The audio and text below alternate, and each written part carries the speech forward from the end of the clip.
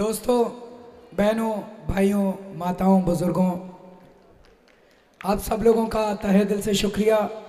आज आप इतनी भारी संख्या में यहाँ पे मौजूद हैं, इतनी ठंड में मौजूद हैं, वर्किंग डे है, आप अपने अपने दफ्तर छोड़ के यहाँ पे आए हैं। सभी व्यापारियों को, सभी पटरी वालों को, सभी भाइयों को मेरा हाथ जोड़ के नमस्कार, प्रणाम।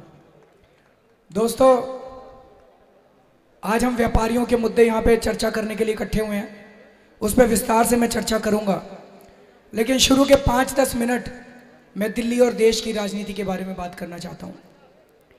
पिछले 1 साल से इन्होंने दिल्ली में राष्ट्रपति शासन लगा रखा है।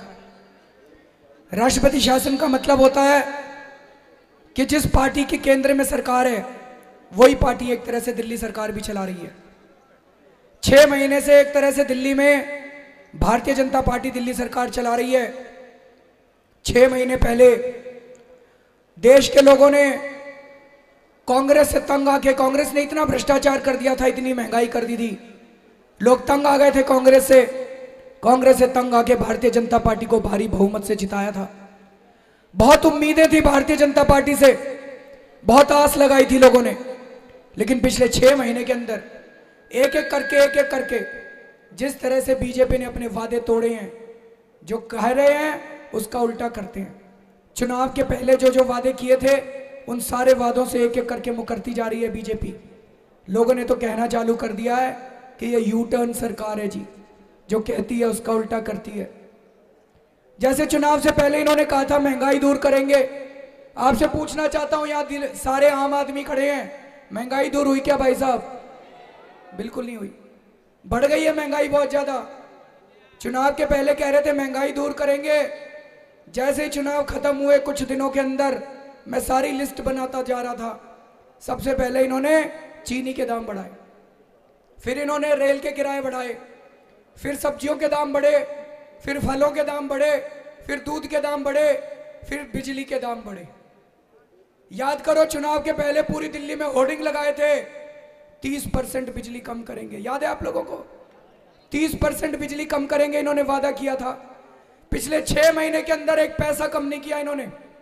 2 बार बिजली के दाम बढ़ा दिए, 30% कम नहीं किया, 15% बिजली के दाम बढ़ा दिए इन लोगों ने। आप यहाँ सारे पढ़े लिखे हैं, मैं थोड़ा सा डेटा देता जाऊंगा आप लोगों को।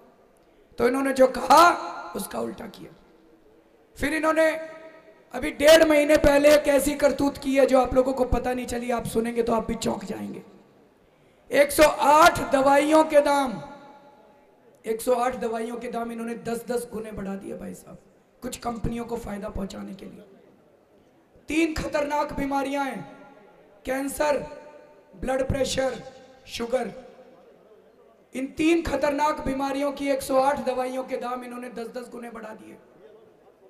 एक कैंसर की दवाई है ग्लाइवेक, 8,000 रुपए की आया करती थी पहले, अभी 1.5 महीना और पहले ऑर्डर पास करके 1,08,000 की कर दी, 1,08,000 की। एक ब्लड प्रेशर की दवाई है, 142 रुपए की आया करती थी पहले, 1,600 रुपए की कर दी एकदम से 142 रुपए से।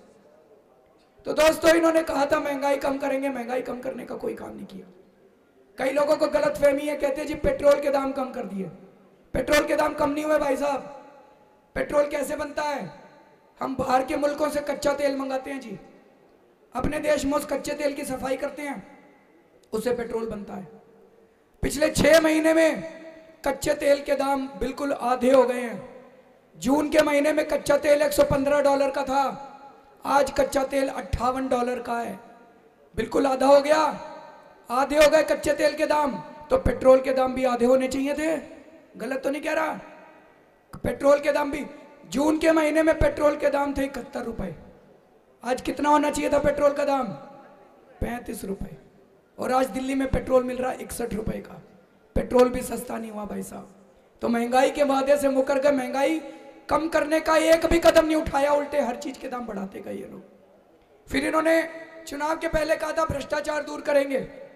मैंने आप लोगों से पूछना चाहता हूं जी, दिल्ली में रिश्वतखोरी कम हो गई क्या? पुलिस वालों ने पैसे लेने बंद कर दिए, एमसीडी वालों ने पैसे लेने बंद कर दिए, ये वैट डिपार्टमेंट वालों ने पैसे लेने बंद कर दिए। रिश्वतखोरी भी कम नहीं हुई है भाई साहब। उस पर भी या तो इनसे हो नहीं रहा या इनकी नीयत खराब है। फिर इन्होंने चुनाव के पहले, याद करो, चुनाव के पहले इन्होंने कहा था अच्छे दिन आने वाले हैं। भाई साहब, दिल्ली में 2.5 लाख ई रिक्शे वाले हैं, 2.5 लाख ई रिक्शे वाले, बेचारे मेहनत करके अपना पेट पाला करते थे। 4 महीने सरकार की गलत नीतियों की वजह से 4 महीने से ये 2.5 लाख ई रिक्शे वाले अपने घर में बैठे हुए हैं। इनके घर वालों से जाके पूछो इनके अच्छे दिन आ गए क्या? यहाँ पे इतने सारे व्यापारी खड़े हैं, मैं पूरी दिल्ली में व्यापारियों के बीच में घूम रहा हूँ, सारे लोग कह रहे हैं जी पिछले 6 महीने से सारा व्यापार ठंडा पड़ा हुआ है। गलत तो नहीं कह रहा भाई साहब? पिछले 6 महीने से व्यापार नहीं बचा, सारा व्यापार ठंडा पड़ा है। व्यापारियों से पूछो उनके अच्छे दिन आ गए क्या? चुनाव के पहले ये लोग कहा करते थे रॉबर्ट वाड्रा ने चोरी की है, रॉबर्ट वाड्रा ने जमीनें लूट ली, रॉबर्ट वाड्रा को जेल भेजेंगे। चुनाव जीते रॉबर्ट वाड्रा का नाम लेके, अब क्या हुआ भाई साहब? अब क्यों नहीं ले रहे एक्शन रॉबर्ट वाड्रा के खिलाफ? अब तो केंद्र में भी आपकी सरकार है, अब तो राजस्थान में भी आपकी सरकार है, अब तो हरियाणा में भी आपकी सरकार है। जैसे ही हरियाणा का चुनाव जीते 24 घंटे के अंदर खट्टर साहब कहते हैं हम किसी से बदला नहीं लेंगे। 24 घंटे के अंदर सेटिंग हो गई भाई साहब, किसी से बदला नहीं लेंगे। अरे किसी ने भ्रष्टाचार किया तो जेल भेजो उसको, कोई पर्सनल दुश्मनी थोड़ी है जो बदला नहीं लेंगे। फिर इन्होंने कहा था काला धन वापस लेके आएंगे, काला धन वापस लेके आएंगे। इन्होंने कहा था 70 लाख करोड़ रुपए स्विस बैंकों में है, 100 दिन में उसको ले आएंगे, 15-15 लाख रुपए सारे परिवारों को देंगे। किसी को मिले भाई साहब 15 लाख रुपए? झूठ बोला इन्होंने, 15 लाख रुपए देंगे सब लोगों को। होने वाली बात नहीं थी भाई साहब। मैं तो इनकम टैक्स में कमिश्नर था, मैं तो समझता हूं ये सब। जब इन्होंने कहा था 70 लाख करोड़ रुपए वापस लेके आएंगे 100 दिन में, ये होने वाली बात नहीं है, हो ही नहीं सकता था। झूठ बोल के, झूठे वादे करके, लालच देके, धोखा देके इन्होंने जनता के वोट ले लिए भाई साहब। उसके बाद 624 अमीर लोगों की लिस्ट है एक भाई साहब, जिन लोगों ने देश को लूट के स्विस बैंकों में अपना पैसा जमा कर रखा है। जब कांग्रेस की सरकार थी, सुप्रीम कोर्ट ने कई बार बोला ये इस लिस्ट में किस किस के नाम है जनता को बताओ। कांग्रेसियों ने नहीं बताई वो लिस्ट। क्यों नहीं बताई? उसमें कांग्रेसियों के भी नाम थे, कांग्रेस उनको बचाना चाहती थी। बीजेपी उन दिनों में कहा करती थी हमारी सरकार बन गई तो हम ये लिस्ट बताएंगे जनता को, हम ये लिस्ट बताएंगे जनता को। दोस्तों अब तो बीजेपी की भी सरकार बन गई, अभी भी वो लिस्ट के नाम नहीं बता रहे। क्यों नहीं बता रहे? जब बीजेपी की सरकार बनी, उन्होंने जब लिस्ट देखी तो पता चला इसमें तो अपने वालों के भी नाम है, बीजेपी वालों के भी नाम है, कांग्रेस वालों के भी नाम है, दोनों नहीं बता रहे भाई साहब। फिर इन्होंने चुनाव के पहले कहा था विकास करेंगे, विकास करेंगे, विकास करेंगे, और अब चुनाव जीतने के बाद क्या कह रहे हैं? विकास नहीं करेंगे, धर्म परिवर्तन करेंगे, लव जिहाद करेंगे, नाथुराम गोडसे के मंदिर बनाएंगे। अगर ये सब चुनाव के पहले कहते थे भाई साहब, कोई वोट देने वाला नहीं था इस देश के अंदर। कई लोग मेरे को कहते हैं अरविंद जी अभी तो 6 महीने हुए हैं, we should give them more time. मैं सहमत हूं, लेकिन मैं ये पूछना चाहता हूं 49 दिन के अंदर हमने इतने काम कर दिए थे, 6 महीने के अंदर एक काम बता दो जो इन लोगों ने किया है। 6 महीने के अंदर भ्रष्टाचार दूर किया, महंगाई कम की, कोई आप लोगों को सुकून मिला हो 6 महीने के अंदर? आप मेरे को बता दो भाई साहब। अगर हम 49 दिन में इतने काम कर सकते थे, 48 घंटे के अंदर, मुख्यमंत्री बनने के 48 घंटे के अंदर मैंने आप लोगों के बिजली के बिल आधे कर दिए थे। अगर मैं 48 घंटे में आपके बिजली के बिल आधे कर सकता हूं, क्या ये लोग 6 महीने के अंदर आपके बिजली के बिल कम नहीं कर सकते? क्या कर सकते हैं? नीयत खराब है। कर सकते हैं, नीयत खराब है। पहले बीजेपी, पहले कांग्रेस मिली हुई थी बिजली कंपनियों के साथ, अब बीजेपी मिली हुई है बिजली कंपनियों के साथ। अनिल अंबानी जी जो बिजली कंपनियों के मालिक हैं, उनको इन्होंने अपना स्वच्छता अभियान का एम्बेसडर बनाया है। कैसे उनकी बिजली कंपनियों को ठीक करेंगे ये लोग? अगर उनके साथ इतनी दोस्ती है, कैसे उनको बिजली कंपनियों को ठीक करेंगे भाई साहब? तो दोस्तों हम भी चुनाव लड़े थे, हमने भी कई वादे किए थे। पिछली बार मैं भी गली गली में गया था, ऐसी बहुत सारी सभाएं ली थी, लेकिन हमने जितने वादे किए थे भाई साहब, एक एक वादा करके दिखाया था। हमने सबसे बड़ा वादा किया था, हमने कहा था बिजली के बिल आधे कर देंगे। भाई साहब सरकार बनने के 48 घंटे के अंदर हमने बिजली के बिल आधे कर दिए थे दोस्तों। 250 करोड़ रुपए खर्च किए थे आप लोगों के बिजली के बिल आदि करने के लिए। 250 करोड़ रुपए। ये मीडिया वालों ने खूब मजाक उड़ाया था मेरा, बोले केजरीवाल पैसे लुटा रहा है, केजरीवाल पैसे लुटा रहा है। भाई साहब, मैं पैसे घर लेके नहीं गया था, पैसे आप लोगों के ऊपर लुटा रहा था, आपके बिजली के बिल आदि करने के लिए लुटा रहा था। मैं आपसे पूछना चाहता हूं, अगर 250 करोड़ रुपए में मेरी दिल्ली की जनता खुश होती हो, अगर 250 करोड़ रुपए के अंदर मेरी दिल्ली की जनता के बिजली के बिल आदि होते हो, एक मुख्यमंत्री को क्या चाहिए भाई साहब? अभी गुजरात की मुख्यमंत्री बनी है, नहीं आनंदीबेन पटेल, मुख्यमंत्री बनते ही अपने लिए 100 करोड़ का हेलीकॉप्टर खरीद रही है भाई साहब। मैं भी खरीद लेता जी, हेलीकॉप्टर किसको अच्छा नहीं लगता। रोज मैं अपने घर की छत से उड़ता, सचिवालय की छत पे उतरता, तो ये सारे मीडिया वाले कहते हैं very good chief minister, very progressive chief minister, very forward looking chief minister. मैंने तय किया एक पैसा खर्च नहीं करूंगा अपने ऊपर। हेलीकॉप्टर लेना तो बहुत दूर की बात है, एक पैसे का पेट्रोल भी नहीं लिया मैंने सरकार से, एक पैसे का पेट्रोल भी नहीं लिया। मैं मुख्यमंत्री बना ना, इन्होंने बहुत लंबी गाड़ी भेजी मेरे घर, वो मुख्यमंत्री वाली गाड़ी, लाल बत्ती लगी हुई थी उस पर। मैंने इनकी गाड़ी वापस कर दी, अपनी टूटी फूटी वैगनार में घूमा करता था, घर से निकलता था लाल बत्ती पे रुकता था। नहीं तो लाल बत्ती थोड़ी होती है जी मुख्यमंत्री की, हरी हरी होती है उसकी तो सारी। मैं लाल बत्ती पे रुकता था क्योंकि सिक्योरिटी नहीं ले रखी थी, जनता घेर लेती मेरी गाड़ी, मैं शीशा नीचे करता, जनता से हाथ मिलाता, जनता कहती है ऐसा मुख्यमंत्री नहीं देखा। हाथ दे के सड़क पे उसकी गाड़ी रोक लो, उससे हाथ मिला लो सड़क पे खड़े होके। तो दोस्तों, हमने वादा किया था 48 घंटे के अंदर हमने बिजली के दाम आधे कर दिए, जो कहा वो करके दिखाया, जो कहा करके दिखाया। बीजेपी वाले जो कहते हैं उसका उल्टा करते हैं। हमने कहा था आपके पानी के बिल 20-20 हजार लीटर पानी हर परिवार को मुफ्त देंगे हर महीने, 5 दिन के अंदर इंप्लीमेंट कर दिया था दोस्तों। हमने कहा था महंगाई कम करेंगे। जब मैं मुख्यमंत्री बना, सीएनजी 50 रुपए किलो थी दिल्ली में, एक महीने के अंदर 35 रुपए किलो कर दी थी हमने सीएनजी, 15 रुपए किलो कम कर दी थी सीएनजी। हमारे टाइम में आलू 10 रुपए किलो बिका करते थे जी, आजकल क्या रेट हो रहा है? 20 रुपए। फरवरी के महीने में मैं आलू 10 रुपए छोड़ के गया था, इनसे आलू नहीं संभला, सरकार क्या संभालेंगे? इन्होंने आलू इतना महंगा कर दिया, 4 गुना कर दिया इन्होंने आलू इनसे। तो दोस्तों, महंगाई कम की थी, लेकिन सबसे बड़ा काम किया था, दिल्ली में रिश्वतखोरी बंद कर दी थी। बिल्कुल गलत तो नहीं कह रहा जी?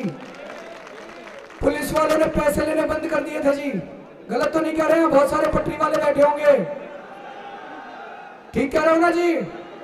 वैट डिपार्टमेंट वालों ने पैसे लेने बंद कर दिए थे। मेरे को एक चाय वाला मिला जी, कहता है अरविंद जी आपकी सरकार बनने के पहले 8 रुपए की चाय बेचा करता था, आपकी सरकार में 6 रुपए की चाय कर दी। मैंने कहा कैसे? बोला जी हर महीने 2500 रुपए महीने लेके जाया करते थे पुलिस वाले, उन्होंने पैसे ले जाने बंद कर दिए, मैंने चाय के रेट कम कर दिए। एक ट्रांसपोर्टर मिला बहुत बड़ा, उसके खूब ट्रक चलते हैं, बोला जी हर रेड लाइट पे हमारा हफ्ता बंधा हुआ है, 1 लाख रुपए रोज रिश्वत देता हूं, आपके टाइम में एक पैसा नहीं देना पड़ा, 49 दिन में 49 लाख रुपए बच गए मेरे। ये छोटी बात नहीं है भाई साहब। 65 साल में बीजेपी कांग्रेस वाले रिश्वतखोरी बंद नहीं कर पाए, तो एक चीज तो साबित हो गई, ये रिश्वतखोरी बंद करने की दवाई तो हमारे पास ही है। अगर आप करना चाहते हो तो उसके लिए तो आपको हमारे पास ही आना पड़ेगा। ये दवाई और किसी पार्टी के पास नहीं है। लेकिन एक चीज कहना चाहता हूं, मैं कई ऐसे पुलिस वालों को जानता हूं जो अपनी जान की बाजी लगा के आप लोगों की रक्षा करते हैं। सारे पुलिस वाले गलत नहीं है भाई साहब, कुछ चंद पुलिस वाले हैं जिन्होंने पुलिस फोर्स का बदनाम किया हुआ है। मैं ठहरों ऐसे पुलिस, हमारे टाइम में एक पुलिस वाला था जी, शराब माफिया से लड़ता लड़ता शहीद हो गया। क्या जरूरत थी जी उसको शराब वालों से लड़ने की? पैसे खा लेता, घर चला जाता। क्यों अपनी जान दी उसने? आप लोगों के लिए दी, आप लोगों की रक्षा के लिए दी। कोई सरकार अपने पुलिस वालों का ख्याल नहीं रखती। मैंने तुरंत कैबिनेट की मीटिंग बुलाई, हमने निर्णय लिया उसके परिवार को 1 करोड़ रुपया दिया, और हमने निर्णय लिया कि अब कोई पुलिस वाला शहीद होगा उसके परिवार को 1 करोड़ रुपए का मुआवजा दिया जाएगा। दोस्तों, तो पुलिस वालों के लिए भी हमने ईमानदार पुलिस वालों के लिए आवाज उठाई, उनके भी भले की बात की। दोस्तों, हमने निर्णय लिया जो ईमानदार हैं उनको सम्मान देंगे, उनको इज्जत देंगे, उनको प्रमोशन देंगे, उनको इनाम देंगे, और जो बेईमान है उनको जेल भेजेंगे। याद करो, जब मैं मुख्यमंत्री बना था, मैंने रामलीला मैदान से ऐलान किया था कि अब अगर दिल्ली में कोई रिश्वत मांगे मना मत करना, सेटिंग कर लेना, अपनी जेब में हाथ डालना। जब वो पैसे मांग रहा है रिकॉर्डिंग पे लगा लेना अपना फोन, उसकी आवाज जब वो मांग रहा है रिकॉर्ड कर लेना, मेरे को लाके दे देना, उस अफसर को जेल भेज दूंगा। एक हफ्ते में मैंने 5 अफसरों के खिलाफ सजा सुनाई, ऊपर से नीचे तक सारे सीधे हो गए। सबको पता चल गया अब केजरीवाल के टाइम में रिश्वतखोरी नहीं बचने वाली। लेकिन दोस्तों, सबसे बड़ा काम हमने व्यापारियों के लिए किया था। कांग्रेस के टाइम में, ये मैं डेटा दे रहा हूं, सरकारी डेटा है, कांग्रेस के टाइम में हर महीने 200 व्यापारियों के ऊपर रेड हुआ करती थी, वैट डिपार्टमेंट की 200 व्यापारियों के ऊपर। हमने पूछा जब मैं मुख्यमंत्री बना, मैंने कहा जी क्यों रेड होती है? वैट डिपार्टमेंट वाले बोले जी ये व्यापारी चोर हैं, ये टैक्स नहीं देते, रेड नहीं करेंगे तो ये टैक्स नहीं देंगे। आज बीजेपी की सरकार है, आज 200 से ज्यादा रेड हो रही है जी हर महीने व्यापारियों के ऊपर। मैंने मुख्यमंत्री बनते ही वैट कमिश्नर को बुलाया, मैंने कहा दिल्ली में एक भी वैट डिपार्टमेंट की रेड नहीं होगी, आप 49 दिन का डेटा निकलवा लो सरकार से। हमारे टाइम में दिल्ली के अंदर एक भी वैट की रेड नहीं हुई थी भाई साहब। और रेड तो अलग, मैंने कहा इंस्पेक्टरों को अपने घर बिठा लो, कोई इंस्पेक्टर नहीं जाएगा किसी व्यापारी को तंग करने के लिए। तो इनके हिसाब से तो टैक्स बहुत कम हो जाना चाहिए था, क्योंकि व्यापारी तो चोर है इनकी नजरों में। आपको ये जान के आश्चर्य होगा दोस्तों, पूरी दिल्ली के इतिहास में उन 49 दिनों का जो वैट का रिकॉर्ड है, रिकॉर्ड कलेक्शन हुआ था टैक्स का, सबसे ज्यादा टैक्स का कलेक्शन हुआ था। क्यों हुआ था? हमने अपने व्यापारी भाइयों के ऊपर भरोसा किया था। भरोसे पे सरकार चलाई थी, डंडे से सरकार नहीं चलाई थी दोस्तों। मेरे पास कई व्यापारी संगठन आते थे, जैसे भी भाई साहब ने बताया, व्यापारियों के साथ मीटिंग हुई, मैंने व्यापारियों को यही कहा, मैंने कहा मैं आप लोगों को व्यापार करने के लिए पूरी सुविधाएं दूंगा, मैं अपने सारे डिपार्टमेंटों को घर पे बिठा लूंगा, आपको कोई आके तंग नहीं करेगा, आप धंधा करो, अपना व्यापार करो, लेकिन मेरे को भी टैक्स चाहिए। आप लोग अपना अपना टारगेट ले लो, नेहरू प्लेस से इतना टैक्स चाहिए, यहाँ से इतना टैक्स चाहिए, यहाँ से इतना टैक्स चाहिए। भाई साहब व्यापारियों ने खुद आगे बढ़ बढ़ के टैक्स दिया। मेरे टाइम में 3 महीने में 5,666 करोड़ रुपए का टैक्स इकट्ठा हुआ था। मेरे से पहले वाले क्वार्टर में 4,500 करोड़ रुपए का टैक्स इकट्ठा हुआ था। मेरे बाद वाले क्वार्टर में 3,500 करोड़ का टैक्स इकट्ठा हुआ था। कम से कम 1,000 करोड़ रुपए एक्स्ट्रा खर्च किए।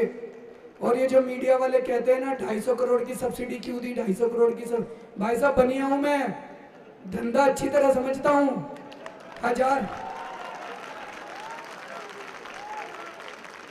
1,000 करोड़ रुपए की कमाई करके लाया था, उसमें से 250 करोड़ रुपए आप लोगों के बीच में बांट दिए, तो बताओ कोई गलत करा क्या?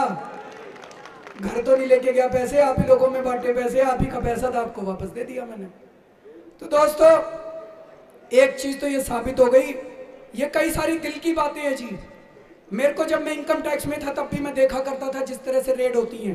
रेड में क्या होता है भाई साहब बताओ? वो आते हैं अफसर, थोड़ी देर आपका सामान इधर उधर फेंकेंगे, फिर उसके बाद बोलेंगे देखो भाई साहब चुपके से बात करेंगे, आपको टैक्स देने की तो जरूरत है नहीं, हम बचा लेंगे आपको, आप इतने पैसे दे दो। आजकल मेरे को पता चला 13 लाख रुपए लग रहे हैं एक रेड के, 13 लाख रुपए रिश्वत लेके जाते हैं एक रेड के, फिर कहते हैं इतना पैसा दे दो हम आपको बचा लेंगे। तो ये वैट डिपार्टमेंट वाले आपको टैक्स कैसे नहीं देना ये सिखाते हैं, ये नहीं कहते टैक्स कैसे देना है, ये सिखाते हैं कैसे हम आपको बचा लेंगे। इनको थोड़े दिन घर बिठा दो, सारा टैक्स इकट्ठा हो जाएगा। तो दोस्तों एक तो ये कि दोबारा आम आदमी पार्टी की सरकार बनेगी, ये वैट डिपार्टमेंट का रेड एंड एक्सटॉर्शन रैकेट जो है ये बंद किया जाएगा। दोस्तों आप लोगों को व्यापार करने के लिए पूरा माहौल देंगे, ईमानदारी से व्यापार करने के लिए 27 डिपार्टमेंट बताए ना भाई साहब ने, 27 डिपार्टमेंट नेहरू प्लेस में आते हैं, इन सारे डिपार्टमेंट को घर में बिठा देंगे भाई साहब। आप लोग ईमानदारी से व्यापार करना, खुल के व्यापार करना, खूब व्यापार करना, भगवान करे आप बढ़ो, आगे बढ़ो, खूब व्यापार करो आप लोग। दूसरी चीज, एक मिनट, दूसरी चीज भाई साहब, वैट का सरलीकरण करने की बहुत जरूरत है। इन्होंने इतना कॉम्प्लिकेटेड कर रखा है, इतने मोटे मोटे फॉर्म, इतने बड़े बड़े फॉर्म, इतना कॉम्प्लिकेटेड कर रखा है कि आदमी को मरता क्या ना करता उसको रिश्वत देनी पड़ती है।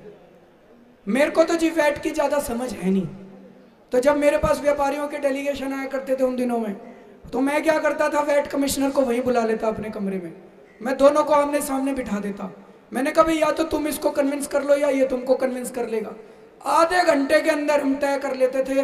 बड़े बड़े पॉलिसी डिसीजन हम लोगों ने आधे आधे घंटे में लिए। ये जो लिखा हुआ है यहाँ पे AR1 फॉर्म खत्म किया। AR1 फॉर्म मेरे को बताते हैं बहुत कॉम्प्लिकेटेड फॉर्म है भाई साहब, गलत तो नहीं कह रहा जी। ये फॉर्म जमा कराने के पे रिश्वत देनी पड़ा करती थी। ये फॉर्म हमने कैंसिल करने का निर्णय आधे घंटे में लिया था। एक व्यापारियों का डेलीगेशन आया था, मैंने वैट कमिश्नर को बुलाया, व्यापारियों का डेलीगेशन बोला जी ये फॉर्म बड़ा गड़बड़ है। मैंने वैट कमिश्नर से पूछा, बोला हाँ जी इसकी जरूरत नहीं है, कैंसिल कर दो।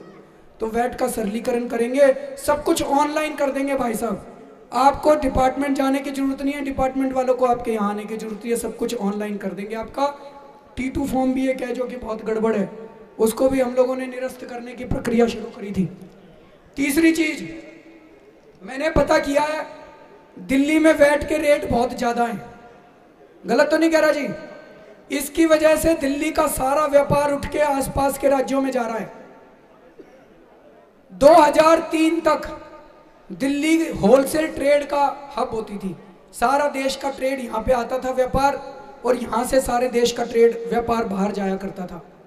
2003 के बाद से सरकारी नीतियों के वजह से अब बिल तो बनते हैं हरियाणा में, सारा टैक्स मिलता है हरियाणा की सरकार को, बिल तो बनते हैं हिमाचल में, बिल तो बनते हैं पंजाब में, तो ये बंद करेंगे।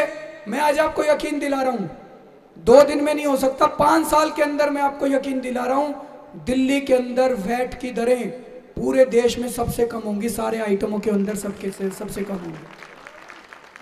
और यह मैं खोखला वादा नहीं कर रहा, इससे 3-4 फायदे होंगे, आप सोच के देखना। सबसे पहले महंगाई कम होगी दिल्ली के अंदर, वैट की दर कम होगी, महंगाई कम होगी, कॉस्ट कम होगी। दूसरी चीज कंप्लायंस बढ़ेगी। जो आज आदमी टैक्स की चोरी कर रहा है, वो टैक्स की चोरी करना वो सोचेगा यार 5% ही तो देना है, 4% ही तो देना है, वो खुशी खुशी टैक्स देना चालू करेगा, हमारा रेवेन्यू बढ़ेगा। तीसरी चीज पूरे देश का होलसेल ट्रेड वापस दिल्ली के अंदर आएगा, तो व्यापारी सुख शांति से उनकी भी फलेंगे फूलेंगे। और चौथी चीज व्यापार बढ़ेगा तो एम्प्लॉयमेंट बढ़ेगी दिल्ली के अंदर, रोजगार बढ़ेगा दिल्ली के अंदर। फायदा ही फायदा है जी। टैक्स के रेट बढ़ाने से नुकसान ही नुकसान है, टैक्स के रेट कम करने से फायदा ही फायदा है। तो वैट की दरें हम लोग सबसे कम करेंगे। ऑनलाइन की बात करी अभी भाई साहब ने, हम ऑनलाइन के खिलाफ नहीं है भाई साहब ने भी कहा ऑनलाइन सुविधा मिलती है कस्टमर्स को, घर बैठे बैठे ऑर्डर कर देते हैं, लेकिन 20 रुपए की खरीद पे अगर कोई व्यापारी 18 रुपए में बेच रहा है तो कहीं ना कहीं तो कुछ स्कैम चल रहा है, गलत तो नहीं कह रहा जी। अगर 20 रुपए में कोई भी व्यापारी प्रॉफिट कमाने के लिए बैठा है, नुकसान करने के लिए क्यों बैठा है? नुकसान करने के लिए तो नहीं बैठा। लेकिन अगर आपकी खरीद 20 रुपए की है और व्यापारी बेच रहा है 18 रुपए में, और बाकी सारा कंपटीशन बैठता जा रहा है उसकी वजह से, इसका मतलब उसकी जांच होनी चाहिए। ये तो स्कैम है भाई साहब, ये बहुत बड़ा स्कैम है, इसकी जांच कराएंगे हम लोग, ये नहीं होने देंगे। हम ऑनलाइन के खिलाफ नहीं है, लेकिन स्कैम नहीं होने देंगे। मैं गलत तो नहीं कह रहा जी, ठीक है ना जी। उसके बाद हमारी सरकार आई थी जी, रिटेल में FDI, कांग्रेस की सरकार निर्णय लेके गई थी कि रिटेल के अंदर FDI लाएंगे, दिल्ली के अंदर हम रिटेल में FDI नहीं लेके आएंगे। ये मैं अपने कन्विक्शन से बोल रहा हूं, मैंने इसकी जांच करी है। आप लोग भी गूगल के ऊपर जाना, सर्च मारना, मैंने बहुत जांच करी है। जिन जिन देशों के अंदर रिटेल में FDI गया है वहां वहां बेरोजगारी फैली है, दुकानें बंद हो गई हैं, और केवल चंद लोगों को उसका फायदा मिला है। जब मैं मुख्यमंत्री बना, जब मैंने ये निर्णय लिया कि हम रिटेल में FDI बंद करेंगे, 2-3 अखबारों के बड़े बड़े टॉप के एडिटर आके मिले मेरे से, बोले केजरीवाल जी आपने निर्णय बहुत गलत लिया है। मैंने कहा बताइए रिटेल में FDI का क्या फायदा है? बोले जी इससे रोजगार बढ़ता है, इससे भाव कम होते हैं, इससे कोल्ड स्टोरेज चेन होती हैं। मैंने कहा भाई साहब मेरे को 3 देशों के नाम बता दो जहां पे रिटेल में FDI जाने से रोजगार बढ़ाओ, जहां में रिटेल में FDI जाने के से कोल्ड स्टोरेज चेन हुई हो, किसानों को अच्छे दाम मिले हो। मैंने कहा मैं अपना निर्णय वापस ले लूंगा। वो एडिटर दोबारा लौट के नहीं आए भाई साहब आज तक। आप लोग बताओ तो सही, बात तो करें बैठ के। बातचीत से चलनी चाहिए, सारी पॉलिसीज बातचीत से बननी चाहिए। तो अगर दोबारा आए हम लोग, अगर क्या आना चाहिए, आएंगे दोबारा आएंगे तो एफडीआई नहीं आने देंगे जी रिटेल में। दूसरी चीज, ये पूरी रेड टेप की वजह से, ब्यूरोक्रेसी की वजह से, रिश्वतखोरी की वजह से एक आम आदमी आज व्यापार शुरू नहीं कर सकता।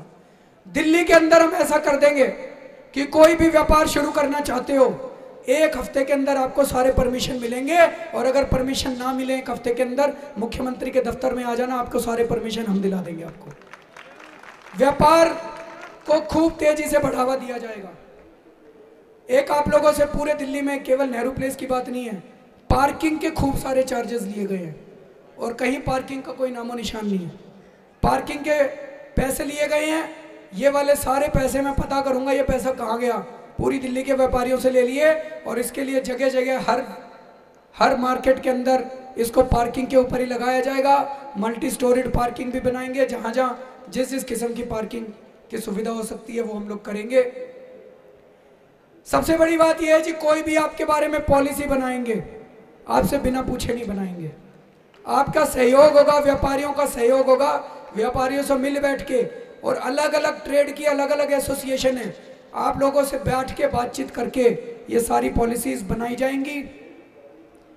जितना वैट आप इकट्ठा करके दोगे, ये पॉलिसी बनाएंगे, उसका कुछ परसेंटेज, कुछ हिस्सा आपको हम वापस कर देंगे अपनी मार्केट डेवलप करने के लिए। तो मान लो नेहरू प्लेस से आपने 50 करोड़ रुपए इकट्ठे करके दिए वैट के, उस 50 करोड़ का एक हिस्सा हम नेहरू प्लेस वालों को दे देंगे। आप सारे ट्रेडर मिलकर अपनी मीटिंग कर लेना और आप डिसाइड कर लेना इस पैसे को नेहरू प्लेस का डेवलपमेंट करने के लिए, नेहरू प्लेस मार्केट का विकास। आज सरकार टैक्स तो ले लेती है आपसे, सुविधाएं कुछ नहीं देती आपकी मार्केट के अंदर। गलत तो नहीं कह रहा जी? अब आपको हम पैसे वापस कर देंगे, भाई इतना % आप ले लो और आप अपना विकास क्या क्या करना है आप उसकी योजनाएं बना लो। इस तरह की बहुत सारी योजनाएं हैं जी। लेकिन एक चीज मैं कहना चाहता हूं, मुख्यमंत्री बनाना एक चीज मैंने सीखी। पहली चीज तो यह, सरकार में पैसे की कमी नहीं है जी, पैसा बहुत है सरकार में, नीयत की कमी है। अच्छी नीयत वाले अंदर जाएंगे तो सब कुछ हो सकता है जी। शिक्षा भी सुधर सकती है, व्यापार भी सुधर सकता है, सड़कें भी बन सकती है, सब कुछ हो सकता है। दूसरा मैंने देखा 99% प्रॉब्लम्स के समाधान हैं। सरकार के अंदर किसी ना किसी का वेस्टेड इंटरेस्ट होता है, इसलिए निर्णय नहीं लिए जाते, फाइलों पे बैठ जाते हैं ये लोग। गलत तो नहीं कह रहा जी? मैं मुख्यमंत्री बना, एक फाइल आई, पता चला दिल्ली से गाजियाबाद की जो मेट्रो ट्रेन है, 10 साल से वो फाइल पेंडिंग पड़ी हुई थी। क्यों पेंडिंग पड़ी हुई थी? जीडीए के वाइस चेयरमैन मेरे से मिलने आए, उन्होंने बताया जी पिछली सरकार में फलाने फलाने मंत्री का फलाना फलाना इंटरेस्ट था, इसलिए फाइल क्लियर नहीं कर रहे थे। जो फाइल 10 साल से पेंडिंग पड़ी हुई थी, 24 घंटे के अंदर हमने क्लियर कर दी भाई साहब, 24 घंटे के अंदर। और अब दिल्ली से गाजियाबाद तक की मेट्रो लाइन दिलशाद गार्डन से उसका कंस्ट्रक्शन का काम भी शुरू हो गया। तो भाई साहब, अगर अच्छी नीयत वालों को हम अंदर भेजेंगे, सारे निर्णय हो सकते हैं, सारा समाधान हो सकता है। 2 बातें मैं इंडस्ट्री एसोसिएशन वालों के लिए भी बोलूंगा। दिल्ली में 29 इंडस्ट्रियल एरिया हैं, उनमें से 6 या 7 काम कर रहे हैं, बाकी काम ही नहीं कर रहे। लोगों ने प्लॉट ले लेके छोड़ रखे हैं। क्यों छोड़ रखे हैं? सरकार ने वहां कोई सुविधा नहीं दी, ना बिजली है, ना पानी है, ना सड़कें हैं, ना कनेक्टिविटी है। तो जब हमारी सरकार बनी थी, मैंने सारी इंडस्ट्री एसोसिएशन वालों को बुलाया। पहली बात तो वो मिलके इतने खुश हो गए, बोले जी पिछले 10 साल से सरकार ने कभी हमको नहीं बुलाया बातचीत करने के लिए, आपने मुख्यमंत्री बनने के 1 महीने में हमको बुला लिया बात करने के लिए, हमें लगता है आपकी नीयत साफ है। और हमने ये तय किया कि 29 के 29 इंडस्ट्रियल एरिया में जो भी कमी है, इन 4 चीजों को हम देंगे, बिजली देंगे, पानी देंगे, सड़क देंगे, कनेक्टिविटी देंगे। और हम सारी इंडस्ट्री को इनवाइट करेंगे कि आप वहाँ पे इंडस्ट्री लगाइए। इंडस्ट्री लगेगी तभी तो रोजगार पैदा होंगे भाई साहब, नहीं तो रोजगार कैसे होंगे? दिल्ली के अंदर इतनी बेरोजगारी फैली हुई है। तो भाई साहब काम तो खूब करेंगे। अब 2 शब्द में आम आदमी पार्टी के बारे में भी कहना चाहता हूँ जी। हम फक्कड़ है जी, हमारे पास पैसा नहीं है चुनाव लड़ने के लिए। आप लोगों से पैसा चाहिए जी, यहाँ पे जितने लोग खड़े हैं, अभी पिछली बार तो इन्होंने हल्के में ले लिया था हमको, बोले 2 सीट आ रही है, 4 सीट, ये सारे मीडिया वाले बोले 2 सीट आ रही है, 4 सीट आ रही है, लेकिन 28 सीट आ गई, किसी ने सोचा नहीं था।